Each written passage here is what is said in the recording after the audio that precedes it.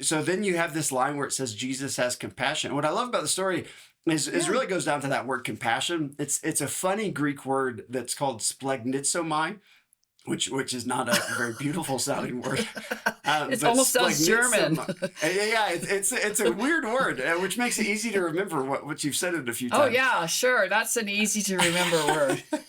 But splanchnizomai, the literal translation of splanchnizomai in Greek is actually gut or stomach.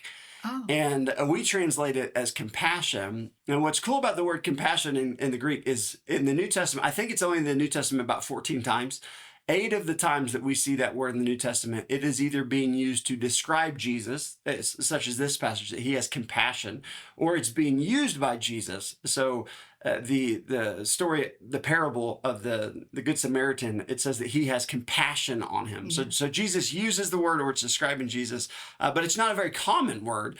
Right. But the idea is that his gut feels something, and anytime we see compassion, it's not just a feeling. There's also a response. So the Good Yeah. Samaritan responds by helping the person that he sees beat up on the side of the road. And in this story, Jesus, it's not just that he feels bad for the woman, that he feels it in his gut, and it leads him to respond. And I think, especially for someone who's a listener that has maybe a negative view of Jesus, or just a negative view of God, this idea that God's throwing lightning bolts, the Jesus that we see, the character, the nature of God that we see revealed to us in Scripture in the New Testament, especially in the Gospels, is a God that has compassion. And I think Yeah. that's a beautiful thing.